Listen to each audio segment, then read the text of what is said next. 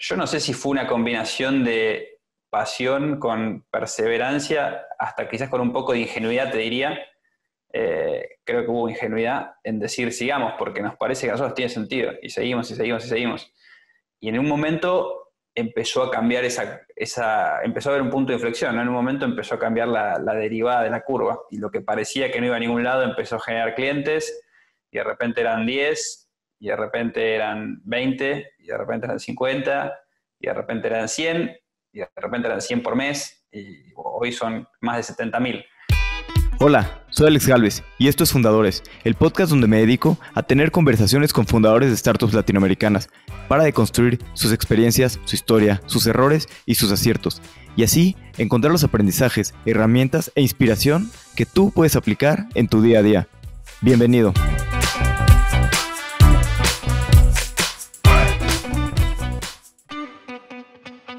Hola Fettuccinis, hoy estoy con Santiago Sosa, CEO y cofundador de Tienda Nube, un software as a service que ayuda a todo tipo de negocios a tener su tienda en línea, con identidad propia, facilidad de pagos y todo lo necesario. Hablamos de los inicios de Tienda Nube, cómo saber y motivarse para seguir adelante. Además nos platica cómo se armó su primer ronda de inversión, en la que muchos emprendedores y ángeles inversionistas acabaron invirtiendo y por qué decidieron abrir Brasil casi desde un inicio. Por último, hablamos de cómo ha crecido y evolucionado la empresa y a su vez cómo ha ido cambiando su rol como CEO. Espero que disfrutes esta conversación con nada menos que Santiago Sosa.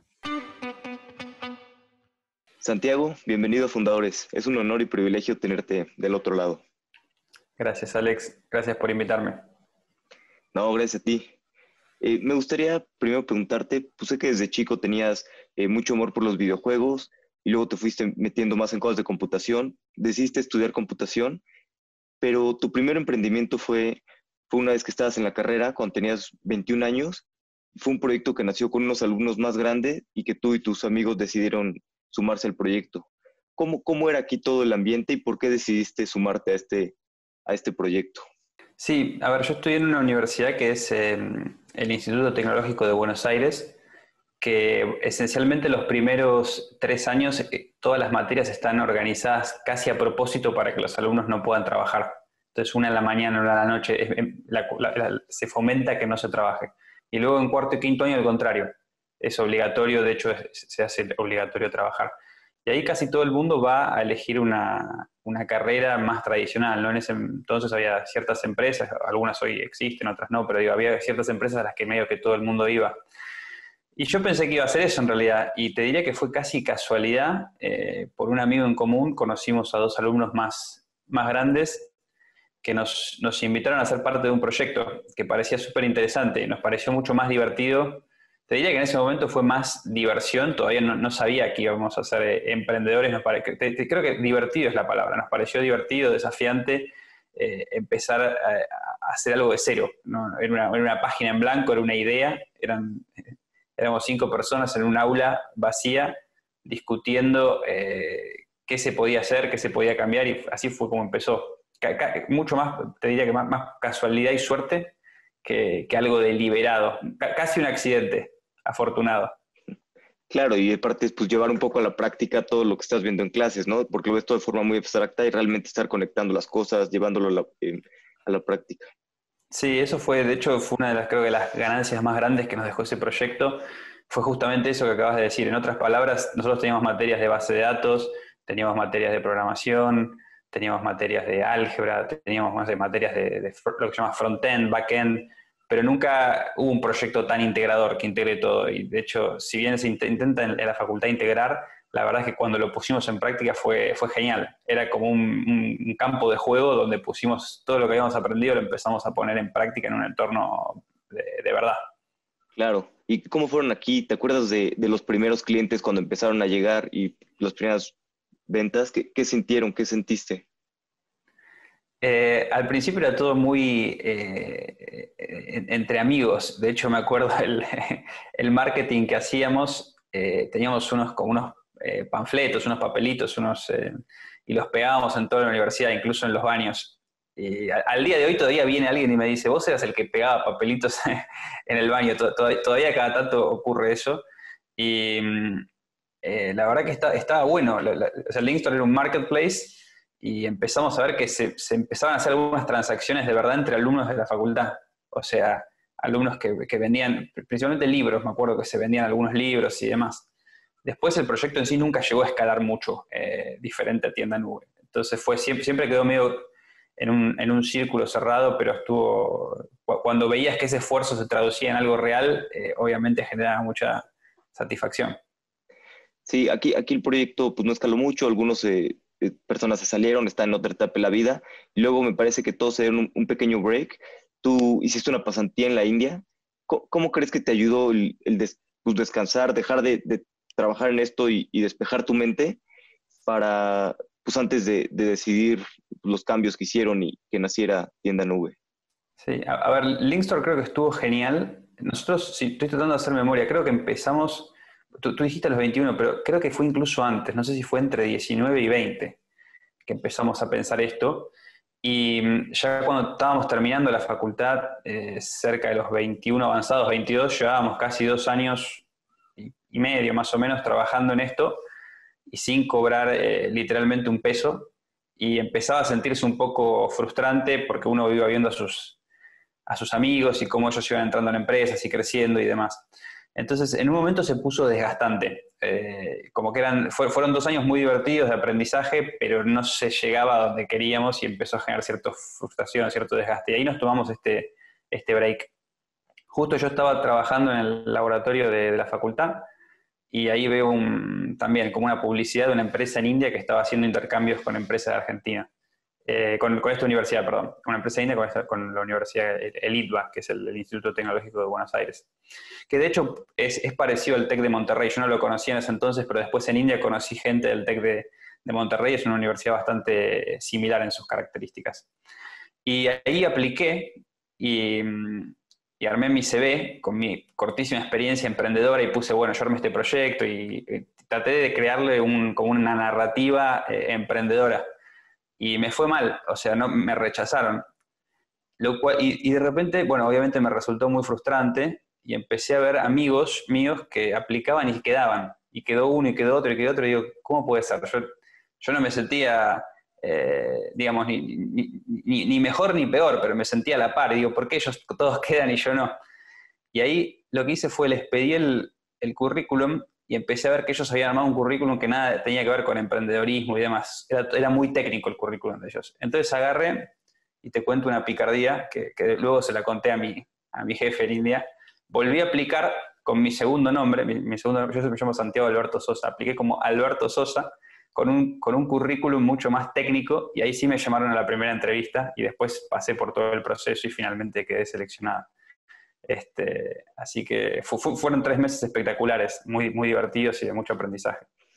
¿Y qué aprendizajes te dejó todo esto? Qué padre, la verdad, pues ir a la India, la verdad es que una cultura totalmente distinta y creo que te enriquece mucho, ¿no? Estar allá un tiempo y... Sí, creo que hubo algo de aprendizaje técnico que estuvo muy bueno, porque empezábamos a desarrollar aplicaciones en Android en una época donde prácticamente no existían las aplicaciones móviles. Estamos hablando hace más de 10 años. Pero lo más rico fue la cultura y la gente, sin duda alguna. Eso fue por lejos lo más rico, lo más interesante. Por un lado, una cultura muy parecida en lo que es el cariño y la calidez, pero por el otro lado, una cultura que no tiene absolutamente nada que ver en términos de costumbres o comidas no sé, o ropa. Todo se siente y se ve distinto, pero sí te sientes muy bienvenido. Eso sí estuvo muy bueno. Y al día de hoy hay algunas personas con las que... Hace poco volví a la India, hace 2 años creo, hace 1 año y medio, y me volví a encontrar con mi jefe y fue muy lindo, le tengo mucho cariño.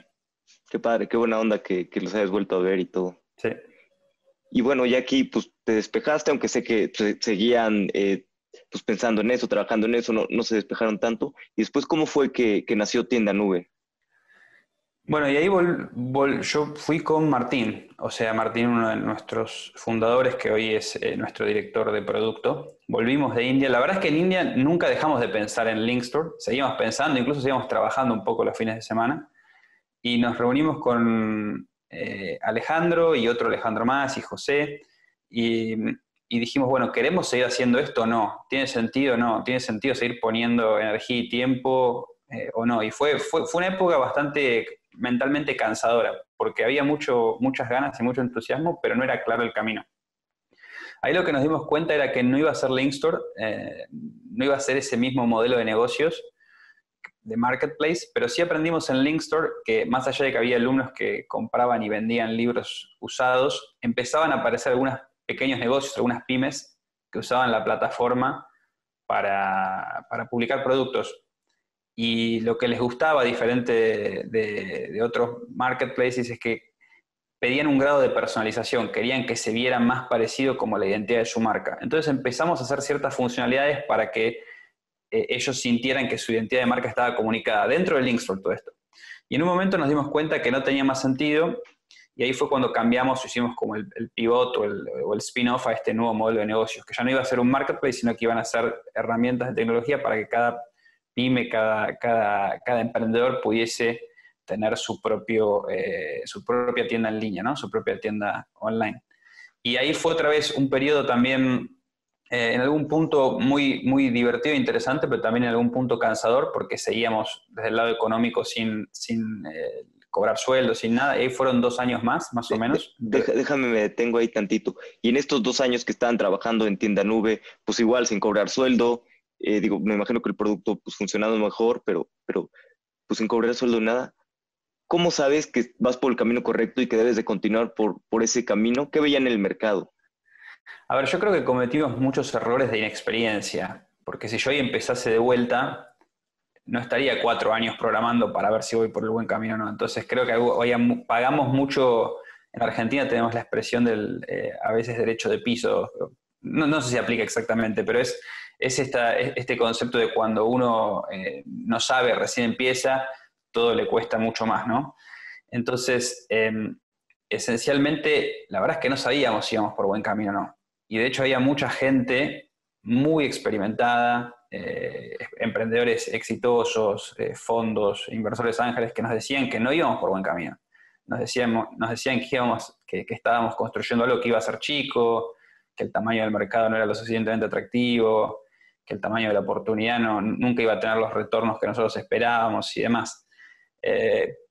Yo no sé si fue una combinación de pasión con perseverancia, hasta quizás con un poco de ingenuidad, te diría. Creo que hubo ingenuidad en decir sigamos, porque nos parece que a nosotros tiene sentido, y seguimos y seguimos y seguimos. Y en un momento empezó a cambiar empezó a haber un punto de inflexión, ¿no? En un momento empezó a cambiar la derivada de la curva, y lo que parecía que no iba a ningún lado empezó a generar clientes, y de repente eran 10, y de repente eran 20, y de repente eran 50, y de repente eran 100, y de repente eran 100 por mes, y hoy son más de 70.000. Pero bueno, no fue fácil eso. El inicio no fue fácil. Sí, claro, pues complicado porque aparte pues, ves a todos tus demás amigos trabajar en empresas, crecer profesionalmente y tú, pues, parece que estás sin avanzar, ¿no? A los ojos pues, de la Yo me sentía gente. muy atrasado, sí, yo me sentía muy atrasado. Y mis padres en un momento me empezaban a decir, siempre nos apoyaron muchísimo y la verdad es que estoy eternamente agradecido y no hubiese sido posible hacer nada de esto sin ellos. Pero en algún momento nos empezaban a decir, bueno, ya podrías ir buscando un trabajo, la universidad, nada, tuvo su costo, esto tiene que servirte de una fuente de ingresos. O sea, empezaba a existir ese diálogo en casa, nunca con presión, la verdad, pero empezaba a existir ese diálogo en mi casa y en la de mis socios. Claro, claro, pues es normal. Y un poquito cuando pues consiguieron esta primer ronda de inversión ángel, ¿te acuerdas qué se sintió en ese momento? Y pues llevaban un buen rato sin cobrar sueldo y un poquito pues también la validación y todo, y ¿qué se No, sintió? fue genial, fue genial, fue genial. Yo estaba feliz, feliz, feliz, feliz. Y me acuerdo que fue, si querés, el primer punto, el primer cambio o punto de inflexión, ¿no? Porque empezamos a poder sumar algunas personas más, no muchas en ese entonces, pero sumamos un desarrollador muy bueno, una persona de atención al cliente, después fuimos sumando otro desarrollador, después se fue sumando una persona de marketing. Ya para cuando recibimos esa inversión ya estábamos generando clientes de una forma sistemática, si se quiere. Entonces pudimos empezar a expandir más eso, pudimos empezar a invertir y casi inmediatamente nos fuimos a Brasil. ¿Y cómo se armó esta ronda de inversión? con quién llegaste primero o cómo conseguiste a los inversionistas tan buenos, con experiencia y tan variados? Creo que fueron ocurriendo varias cosas en paralelo. Habíamos conocido otros amigos emprendedores que fundaron una compañía que se llama Restorando, que luego se vendió a The Fork. Ellos tenían un poquito más de experiencia que nosotros, no tanta más, pero sí un poco más, eran un poco más grandes, tenían un poco más de camino recorrido. Y ellos nos presentaron a algunos de estos inversores ángeles, entre ellos a Ale Coxenford, que fue uno de los fundadores de Remate, de OLX, que él invirtió y trajo a sus socios, Fabriz Grinda y José Marín. En paralelo, conocimos otros emprendedores que habían hecho una empresa que les ha ido muy bien, que era Streamelons, una empresa de videojuegos, que después fue vendida a Disney, y ellos estaban empezando otro emprendimiento, que de hecho se llama Mural, que le está yendo excelente hoy, tal vez. Sí, increíble. El otro estaba viendo Sí. el producto, muy bueno. Y ellos, bueno, ellos también invirtieron en Tienda Nube en ese entonces. Y así fuimos conociendo a algunas personas más. Y ya cuando sumas uno o dos, eso atrae a uno o dos más y se empieza a generar ese momentum. Y ahí fue como cuando pudimos cerrar la ronda. También era una época donde empezaba a haber un cierto boom emprendedor en Buenos Aires, empezaban a aparecer unas incubadoras. Entonces era un año donde también el contexto general estaba apoyando, digamos, esto.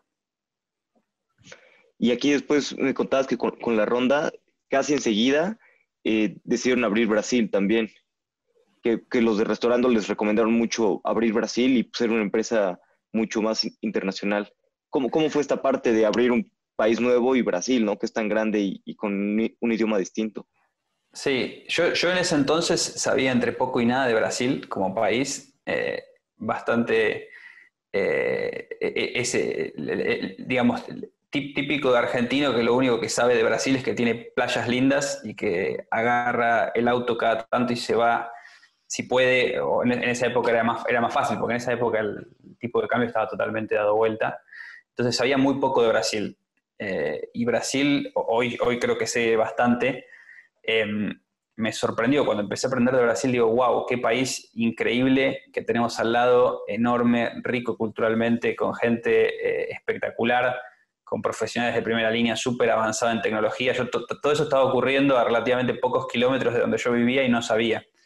Y fuimos a Brasil, te diría que también estos chicos de restaurante, me acuerdo que me dijeron una frase que me quedó muy grabada, que es, para ganar en Latinoamérica hay que ganar en Brasil.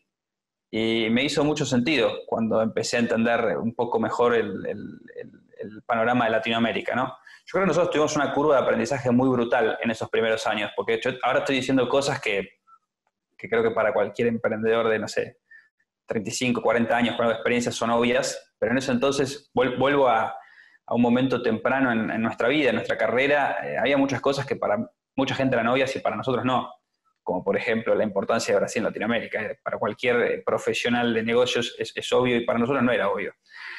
Pero sí escuchamos y nos fuimos a Brasil, así de una. De hecho yo me subí a un avión y fui. Y había conocido a una persona en India, justamente en mi pasantía, que le escribí y le digo, quiero ir a Brasil, no sé dónde ir. Viene y me dice, quédate en mi departamento. Él estaba emprendiendo también, estaba desarrollando un emprendimiento con 2 personas más, que después me hice muy amigo de los 3, de hecho un grupo más grande, de 4, y somos muy amigos hasta hoy, o sea, gente espectacular. Era un departamento muy chiquito, un departamento yo creo que tendría 30 metros cuadrados como mucho. Y éramos, en ese entonces eran 3 brasileños, yo y después un argentino más, todos durmiendo prácticamente en una sala, en una habitación que estaba partida a la mitad con una mampara, con un separador, y todos trabajando ahí en sus emprendimientos. Entonces también fue una época muy rica de intercambio cultural, de aprendizaje. En ese entonces yo no hablaba el idioma. Me puse a estudiarlo en paralelo. O sea, cuando dije voy a Brasil me puse a estudiar portugués. Y bueno, después así fue como empezó todo. ¿Y en Brasil cuándo fue que decidieron pues, ya abrir una oficina o algo más en forma? Fue casi ahí, o sea, la inversión la recibimos en 2011, fines de 2011 la primera, y ese año yo hice el primer viaje a Brasil, y la oficina la abrimos en 2012, era una oficina hiper modesta, o sea, De hecho, al principio OLX nos prestaba una mesa en su oficina, alquilábamos un espacio, y después sí fuimos un cowork, y después finalmente tuvimos nuestra primera oficina, y bueno, así fuimos creciendo. Oye, hay una frase que me gustó mucho, que te dijeron alguna vez, me gustaría saber quién te lo dijo, que te falta cuchillo, y luego pues, el estar con el cuchillo entre los dientes. ¿Qué significa Esa, esto? esa es una frase que nos dicen cada tanto nuestros queridísimos inversores de Kasek Ventures, a los que les Mm, tenemos mucho, mucho aprecio y son muy, muy buenos, también son muy directos en su feedback y creo que nos han ayudado muchísimo a crecer. Y esta frase yo creo que tiene que ver con ser más ambicioso por un lado y más ambicioso hacia dónde uno quiere llegar y lo que está queriendo construir y más agresivo en el día a día en términos de la velocidad a la que uno avanza. Y creo que aprendimos mucho. O sea, creo que nuestro equipo, yo cuando pienso el equipo que éramos en 2010, 2011, el equipo que tenemos hoy, es un equipo totalmente distinto, mucho, mucho más maduro. claro, y sientes ahora que sí ya tienes pues, bastante más cuchillo. Nos gusta creer que sí. Este, Perfecto. Oye, y hablando un poquito hablabas de Caseca ahorita y pues ya han invertido en varias rondas con ustedes. ¿Cómo fue después pues, seguir el crecimiento y levantar una serie? Sé que la serie es un proceso bastante distinto a una ronda ángel, una ronda seed, porque pues, en la ronda seed pues, tal vez se juntan diferentes cheques, pequeños, convences a algunas personas, como que en la serie necesitas llevar un proceso y necesitas alguien que sea el lead investor y pues, alguien que ponga su nombre y su dinero, ¿no? Detrás de la compañía. Porque igual se suman otros más pequeños, pero pues necesitas un lead investor. ¿Cómo fue para ustedes el proceso de pues, una ronda mucho más institucional? hmm. Sí, fue una ronda, fue difícil para nosotros, de hecho, me acuerdo bien, en su momento hicimos un primer intento en el año 2003, más o menos en el año 2013, de hacer una ronda de Serie A y finalmente no lo terminamos logrando y sí conseguimos un poco más de capital de inversores ángeles. Y esencialmente después de eso, el feedback, nosotros de hecho conocimos a Kasek en ese entonces. Y en ese momento el feedback que nos dieron fue que les gustaba mucho el equipo, pero todavía querían ver un poco más de tracción, un poco más de crecimiento. Y fuimos a hacer los deberes, básicamente. Creo que fue bueno conocerlos en 2013 y fue buena esa instancia previa. Seguimos trabajando. En ese entonces creo que teníamos unos 1.000 clientes.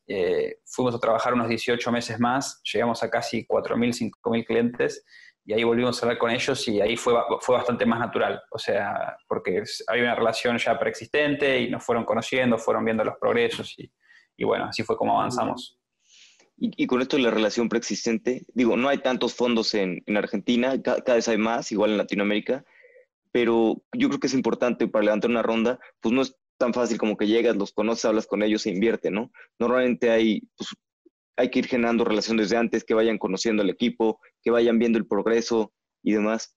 ¿Cómo, pues, cómo le hacías tú cuando pues, intentaste levantar una serie en 2013, luego en 2014 ya lo lograron, pero pues todo este proceso, ¿y cómo lo hiciste para generar una red de pues, inversionistas, ir hablando con más inversionistas y conociendo más gente que pudiera liderar esa serie? Fue un trabajo orgánico, un trabajo, si se quiere, de hormiga. No sé si hay muchos secretos. Lo que sí me voy dando cuenta, y por ahí es obvio, y hoy ya es natural y ocurre, y es una práctica diaria, no sé diaria, pero semanal. Hoy te diría que semanalmente o mensualmente siempre estás conociendo un nuevo fondo que el día de mañana podría invertir. Pero eso se hace más fácil cuando es difícil romper la fricción inicial, porque al principio no conoces a nadie, nadie te conoce y hay que ir construyendo, poniendo esos primeros cimientos. Pero ya con los inversores ángeles, ya después conociendo a CASEC, después con otros fondos, se empieza a generar una dinámica donde es más natural y todo el tiempo estás en contacto con fondos o con instituciones. ¿Cómo hicimos cómo rompimos esa primera fricción inicial? Creo que no hubo muchos secretos. Participábamos de eventos de inversión, íbamos, escuchábamos, nos presentábamos, tal vez hablábamos con algún amigo que ya había conseguido una inversión. Creo que hay mucho de ser, cara dura en el sentido de ir y hablar, ¿no? De presentarse y insistir y a veces escribirle a alguien en frío, que ni sabe quién sos, mandar un mail o un mensaje así de la nada y hay veces que funciona eso, muchas veces no, pero hay veces que sí funciona. Y bueno, si me dices que escribió en frío, también había visto que en algún evento, ¿no? Pues te encontraste un inversionista y se estacionaron cerca y pues llegaste, te presentaste, hablaste con él.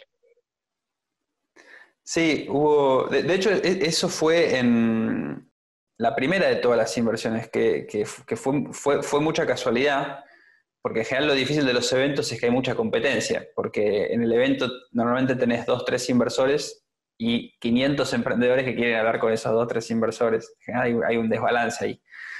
Y eso también fue una casualidad de la vida. Yo estacioné el auto y a 2 metros, a 2 lugares más adelante estaciona esta persona y me puse a conversar en la calle. Entonces es como que estábamos a 3 cuadras del evento y gané 3 cuadras, gané ahí 5 minutos que fueron muy valiosos.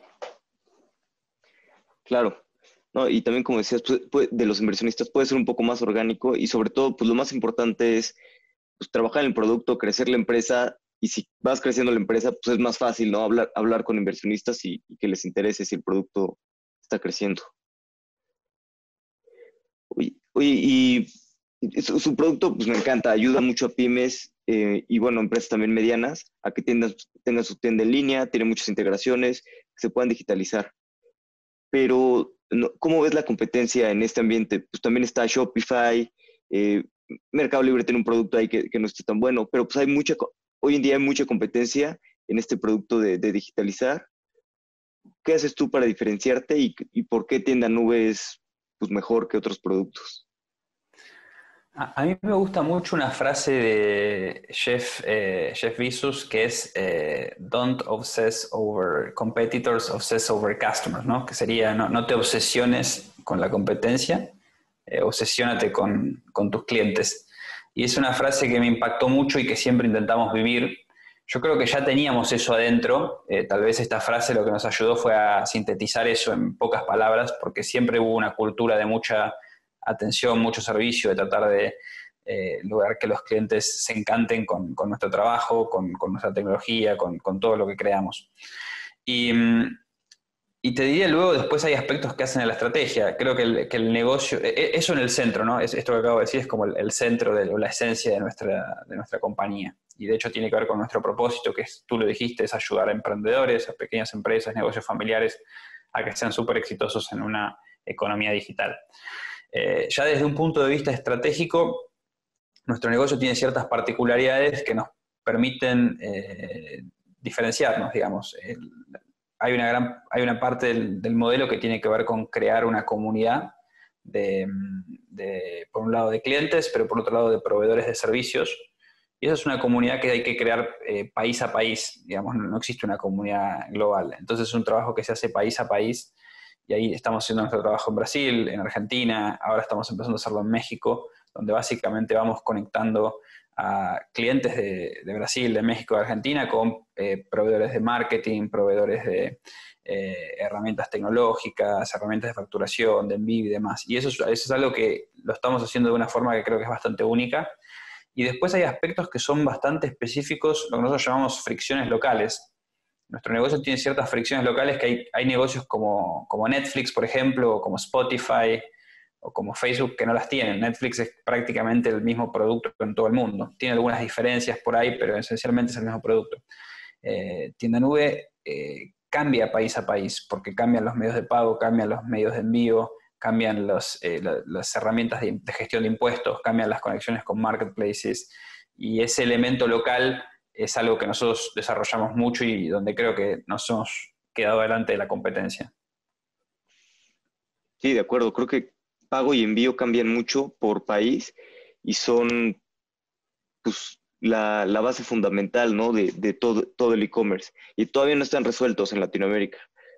Digo, hay muchas opciones y cada vez mejor, pero pues todavía no estamos donde deberíamos de estar. Creo que todo va a crecer mucho, creo que nos vamos a sorprender, incluso en mercados avanzados, donde ya se siente que se está muy lejos, creo que todavía se está muy al inicio. Así que creo que los que estamos en Latinoamérica todavía nos vamos a sorprender más por lo que se viene. Sí, de acuerdo. Y como China, ¿no? Que no tenían tanta infraestructura y ahora hay varias empresas privadas que hacen envíos y todo y pues, lo hacen a un costo baratísimo y una infraestructura impresionante, ¿no? Que ha saltado a Estados Unidos, Europa. Este, ahorita pues ya ha crecido pues, bastante Tienda Nube, levantaron una serie C pues, con Kasek otra vez y otros inversionistas. ¿Cómo cambian los desafíos y cómo cambian las responsabilidades del CEO pues, de ser una empresa pequeña en donde te concentras más en producto a una serie A, a ahora que son mucho más grandes, una serie C y tienen más de 200 empleados? ¿Cómo ha cambiado tu rol? Creo que cambió muchísimo, cada etapa fue muy diferente. Al principio fue mucho más de lograr lo que a veces en bibliografía se llama el market fit, ¿no? O sea, que efectivamente lo que estás fabricando tenga sentido en un mercado, que haya alguien dispuesto a pagar y era un proceso de, de descubrir, era un proceso de descubrir, de probar, de hablar con clientes. Lo más importante era eso, que creo que en su momento no lo hicimos de forma tan sistemática como podríamos haberlo hecho o como lo haría si tuviese que empezar de vuelta, pero bueno, lo logramos hacer. Después empieza una fase de armar un equipo, pero todavía son equipos relativamente chicos al principio, ¿no? Son equipos de primero era 10, 15, 20, 30 personas, incluso me acuerdo éramos 50 personas y los conoces a todo el mundo, nombre y apellido de todos, sabés qué hace cada uno, sabés qué están haciendo, incluso un poco más. Eh, y ahora ya te diría que empieza a lucir, o sea, no deja de ser una startup en su cultura, creo yo, o es lo que intentamos, trabajamos mucho para que sea ágil, rápido, que no haya burocracia, pero ya empieza a lucir un poco más como una compañía. O sea, hoy ya empieza a haber un equipo ejecutivo bien definido, cada persona del equipo tiene responsabilidades muy claras, se empieza a armar un mid-management más fuerte con algunas posiciones de directores, algunas posiciones que empieza a mezclarse un poco el ADN. Antes éramos profesionales muy jóvenes, la gran mayoría de la gente que venía a trabajar con nosotros era gente de nuestra edad, entonces cuando nosotros teníamos 25, la edad promedio era más o menos 25, hoy empezamos a traer gente ya con bastantes más años, bastante más experiencia, mucho más especialista. Y te diría que hoy mi trabajo eh, tiene bastante de estrategia, de estrategia, pero no estrategia como algo teórico, sino de asegurarnos de que las prioridades están claras, o sea, definir prioridades claras y repetirlas y repetirlas y repetirlas hasta el cansancio a mi equipo en primer lugar y después a mi equipo directo en primer lugar y después a todo el equipo en general. Hay mucho de eso.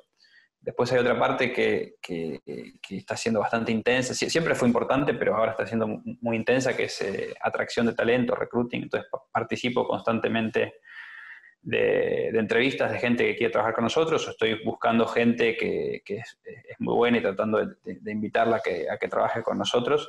Y siempre queda una parte más institucional de relación con fondos, relación con inversores y demás. Y algo que empieza a pasar también ahora es que se va poniendo muy compleja la compañía en sí, porque son múltiples geografías, múltiples negocios. Entonces también paso algo de tiempo poniéndome al día con todo lo que está pasando, porque ya no es tan fácil ponerse al día o saber exactamente qué está pasando en todos lados.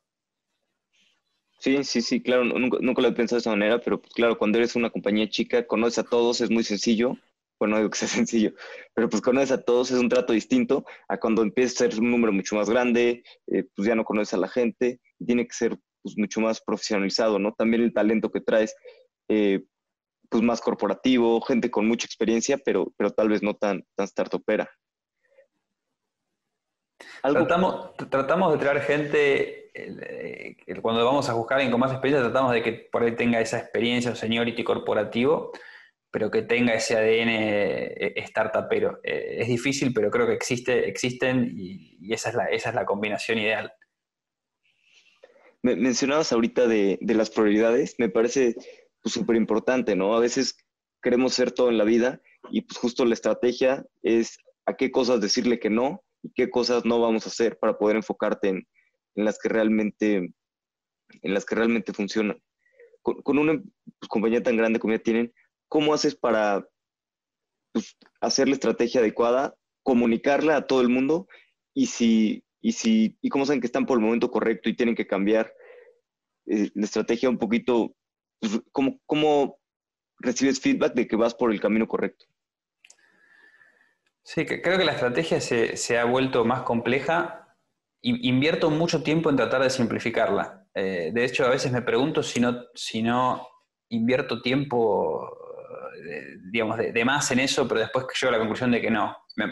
Y a veces estoy horas pensando en las prioridades y haciéndolas competir. Por ahí no adelante mucho de mi proceso de pensamiento a veces no es adelante de la computadora. Entonces, por ejemplo, a la mañana salgo a pasear con mi hija en el cochecito, y estoy por ahí una hora caminando, pero mi cabeza está una hora funcionando a 300 kilómetros por hora pensando en prioridades.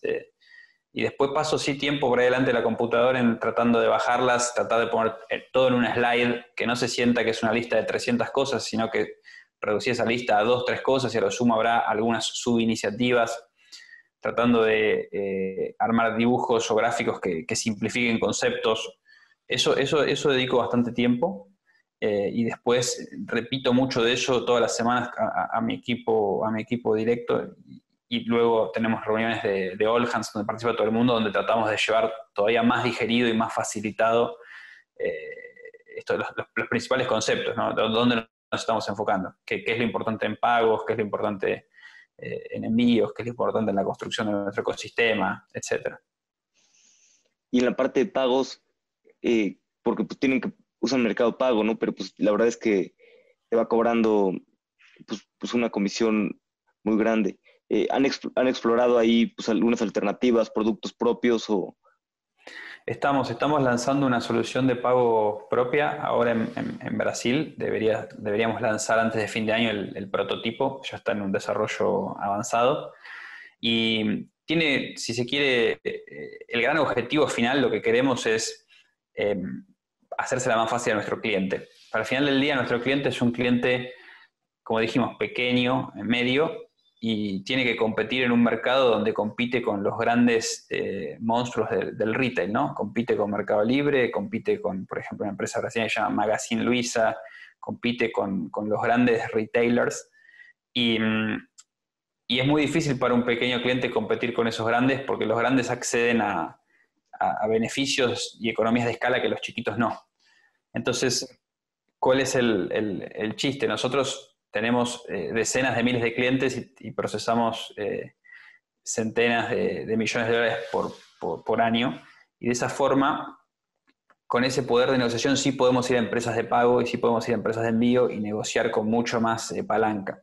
Entonces ahí lo que hacemos es, acabamos de cerrar un acuerdo, digamos, todavía no puedo compartir los detalles, pero en esencia lo que significa es que vamos a poder estar procesando pagos muchísimo más barato, y toda esa diferencia, casi toda, no toda, porque también tenemos que pagar nuestras propias cuentas, pero casi toda la diferencia se la vamos a trasladar a los clientes, y de esa manera logramos que pequeños clientes puedan estar en condiciones más igualitarias que las que tienen los grandes del retail, ¿no? Y eso se conecta mucho con nuestro propósito. Esta solución la estamos lanzando inicialmente en Brasil y queremos hacerlo en México y en Argentina cuanto antes. Entonces me decían de que están haciendo el medio de pagos en Brasil y que es diferente en cada país, tienen que desarrollar su propio sistema de pagos y sus propias integraciones por país. Sí, nosotros cuando pensamos en pagos, siempre pensamos dando un paso para atrás, ¿no? Nosotros tenemos una estrategia de plataforma abierta. ¿Esto qué significa? Que cualquier empresa o desarrollador o proveedor de servicios puede venir a ofrecer su solución dentro de nuestra plataforma. Entonces, así, por ejemplo, nosotros tenemos integraciones con, por ejemplo, en México con Mercado Pago o con PayPal. Y en paralelo, como te contaba, también estamos desarrollando soluciones propias. Porque al final del día lo que queremos es que el cliente pueda elegir. Sabemos que en algún punto vamos a competir con nuestra solución propia de pagos con la que tienen nuestros partners, pero en otro punto vamos a colaborar. Nuestro valor es crear una gran base de clientes y luego compartir con las empresas de pago. Como te contaba antes, lo que hacemos es negociamos tasas que son mejores, más baratas, y eso se lo trasladamos a los clientes. Entonces se crea un escenario que es muy beneficioso para todos. El cliente paga menos, nosotros ganamos un poquito más y las empresas de pago también tienen su penetración en lo que es nuestra base de clientes. Y eso hay una convivencia y para nosotros está buena esa idea, filosóficamente hablando de ecosistema abierto, donde puede haber terceros ofreciendo sus servicios y también está nuestro servicio como una opción más. El que elige al final del día es el cliente. Me encanta que tengan una filosofía de ser tan abiertas y sobre todo, pues conseguir mejores precios y compartírselos al cliente final. Creo que eso ayuda muchísimo a las pymes a pues, poder estar en mejores circunstancias para competir con las grandes empresas. Cuando empezaron Tienda Nube, ¿algún día te imaginaste que iban a lograr estar donde están ahorita? Digo, levantar una ronda de 30 millones de dólares, están en Argentina, están en Brasil, están en México, tienen pues, bastantes empleados y sobre todo, pues tienen, no recuerdo ahorita bien, 60,000 o cuántos clientes, que son pues, pymes que están ayudando a ustedes a mejorar sus ventas y a mejorar su calidad de vida, por lo tanto. Sí, creo que la verdad es que creo que nos lo imaginábamos, pero tiene que ver con esta ingenuidad que te contaba al inicio, esta ingenuidad de los 20, 21 años, de soñar algo muy grande. eh, y sí, nos imaginábamos, creíamos que de hecho seguimos soñando muchas cosas y creemos que esto todavía está muy lejos de estar de donde podría. Así que creemos que los próximos 10 años deberían ser tan buenos como los primeros 10 y nos deberían llevar mucho, mucho más lejos. Y creo que en los sueños de hoy todavía hay un pequeño dejo de ingenuidad que lo veo como positivo, ¿no? Creo que obviamente ser ingenuo es peligroso, pero hay veces que uno tiene que creer que algo que es casi imposible es posible, porque si no se frustra. Entonces creo que también tiene un driver positivo. De acuerdo. ¿Y qué sigue para Tienda Nube en los siguientes 2 años? Vamos a poner mucho foco en lo que es nuestra plataforma y servicio core, o sea, la base, lo que ya existe hoy, creemos que puede ser todavía mucho mejor, entonces invertir en las funcionalidades básicas de compra, de gestión de inventario, de catálogo, eso es una parte importante. Vamos a trabajar mucho con el ecosistema en cada país. Cuando hablo con el ecosistema, de vuelta vuelvo a lo que es proveedores de servicios, proveedores de aplicaciones, otras empresas de software as a service, en conectar mucho conectar mucho nuestra plataforma con el resto del ecosistema. Vamos a desarrollar todo lo que son los nuevos negocios en torno a medios de pago, medios de envío. Estamos también cada vez atrayendo clientes de mayor porte, que es una parte importante de lo que es el crecimiento futuro, y mucha expansión internacional. México es si se quiere, es el primer mercado que sigue luego de Brasil y Argentina, pero creemos que hay mucha oportunidad también en ayudar a clientes de otras geografías, sea Colombia, Chile, Perú. Creo que Latinoamérica tiene mucho espacio todavía para ver a nuestro servicio crecer y creemos que hay emprendedores excelentes en toda la región y a eso nos queremos dedicar. De acuerdo, hay muchísimo espacio para crecer y para este tipo de productos. ¿Y cómo ves actualmente el ecosistema de emprendimiento en tecnología pues, en la región y en Argentina en específico? ¿Cómo sientes que ha cambiado en estos 10 años desde que empezaron hasta hoy en día? Creo que está creciendo tanto en la región como en Argentina. Argentina, como todo país latinoamericano, tiene sus ups and downs, sus idas y vueltas.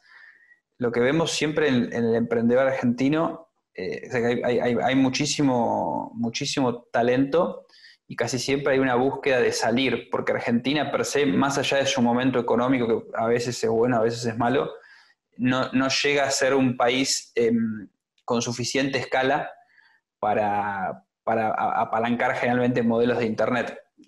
Entonces, es muy común ver que emprendedores o emprendedoras de Argentina llevan sus negocios a algún otro lugar. Latinoamérica suele ser la región, si se quiere, más común, y te diría que tal vez México, Colombia, los países a los que casi siempre se va, es un poco más raro ver que alguien vaya a Brasil, pero también cada vez más vemos gente que está desarrollando ideas desde Argentina para Estados Unidos, para Europa.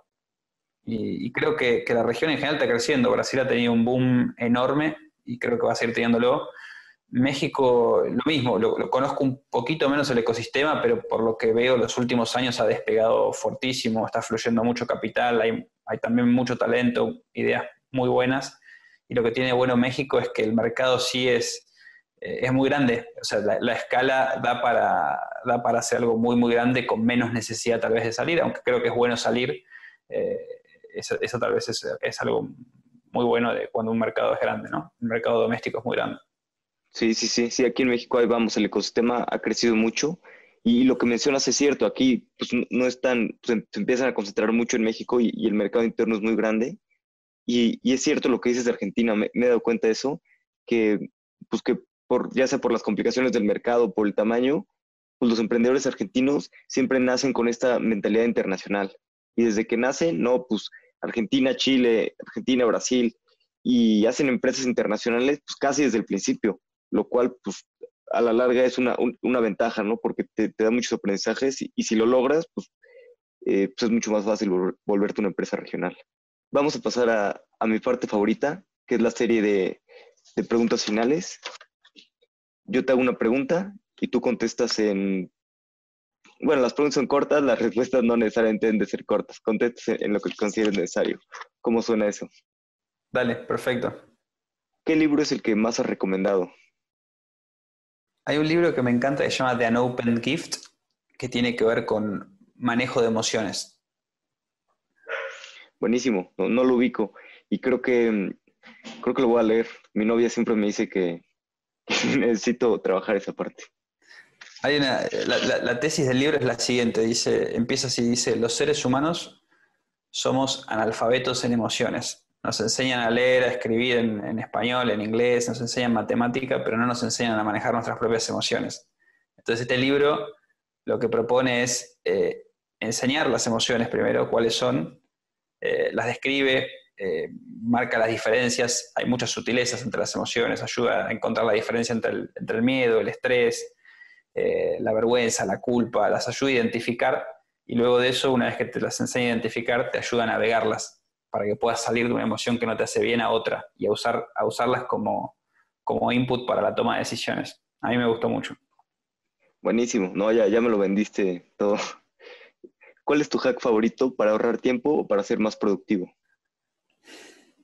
Te diría que priorizar, porque antes trataba de buscar hacks, no sé, de herramientas, no sé, aprovechar mejor el tiempo, tener una llamada mientras lavo los platos, mientras que cocino, y al final del día lo que me doy cuenta es que hay tanto para hacer que no hay mejor hack que priorizar y asegurarse que estás haciendo una o dos cosas que al final del día generan la productividad o el output o el resultado deseado. De acuerdo. ¿Qué creencia o hábito has cambiado en los últimos 5 años que ha mejorado drásticamente tu vida? Dormir más, dormir mejor. Buenísimo, pues qué bueno que has dormido más, porque pues, siempre es bueno cuidarse uno mismo, estar bien, y así puedes estar bien en todos los aspectos, ¿no? No estar sobrecargado y burnout. No, es clave. Hace toda la diferencia. Me di cuenta que durante mucho tiempo trabajé sin dormir bien y el rendimiento no es el mismo. ¿Hay algún punto de inflexión en tu vida que haya cambiado la forma en la que piensas? Tal vez la universidad, no sé si la forma en la que pienso, pero sí creo que fue un lugar, y no sé explicarte por qué, donde gané mucha confianza en mí mismo y mucha autoestima. Te diría que en el colegio secundario no es que no tenía confianza en mí mismo, pero quizás era muchísimo más baja o era más inseguro. Y en la universidad gané mucha confianza. No sé por qué, no sé si hubo algo o si simplemente fue un tema de maduración. Si pusieras un mensaje en un billboard, un espectacular, que todo el mundo lo fuera a ver, ¿qué te gustaría poner? Hay dos frases que me gustan mucho que siempre se las digo a mis hijas. Una es happiness is only real when shared, o sea, la felicidad es solo verdadera cuando es compartida, que es de no me acuerdo el nombre de la persona ahora, pero es una historia real, hay una película muy linda. Y otra frase que me gusta mucho también la sé en inglés, es home is where you are, que es básicamente el hogar es donde tú te encuentras. ¿Qué consejo le darías a un emprendedor que está empezando o está por empezar? Creo que hay muchos, ¿no? Pero creo que lo más importante es que haya de verdad pasión y mucha, porque al final del día eso creo que es el driver más importante, que haya una conexión real entre lo que quiere hacer y no que lo haga simplemente porque suena bien o porque hay un deseo económico detrás. Creo que la perseverancia es clave. Va a haber mucha gente en el camino que te va a frustrar, a veces intencionalmente o a veces no intencionalmente. Hay mucha frustración constante. Creo que al inicio bastante más, pero creo que hay muchas, no sé, un cliente que parecía que iba a ser cliente y no se convierte en cliente, una persona que está en tu equipo y que se va, un inversor que te dice que no. O sea, la frustración te diría que es moneda corriente, así que mucha perseverancia. Y rodearse de gente excelente, ¿no? Trabajadora, ética, buena onda, inteligente y con ganas de crecer. Sí, de acuerdo. Santiago, ¿dónde podemos saber más de ti, saber más de Tienda Nube? Yo personalmente no soy un personaje de las redes, así que no me vas a encontrar, pero sí, en Tienda Nube hay un montón de contenido súper educativo, incluso para quien está pensando en iniciar un negocio. Perfecto. Santiago, muchas gracias por tu tiempo. El tiempo es lo más valioso que tenemos. Siempre podemos hacer más dinero, pero no más tiempo. Bueno, muchas gracias, Alex. Gracias por la invitación. Disfruté mucho la conversación. Qué bueno, yo también. Muchas gracias. Me encantó hablar y conocer de los inicios de Tienda Nube. Sin duda, la constancia es una de las cualidades más importantes de cualquier emprendedor. Si te gustó este episodio, compártelo con algún amigo o con un enemigo, pero compártelo. Y muchas gracias a los que han llenado la encuesta para conocer a nuestra audiencia. Recuerden que entre los que la llenen, estamos rifando unos AirPods, una suscripción por un año de Vic y otras sorpresas. Puedes encontrar la encuesta en las notas del episodio o en nuestra página web. ¡Hasta la próxima!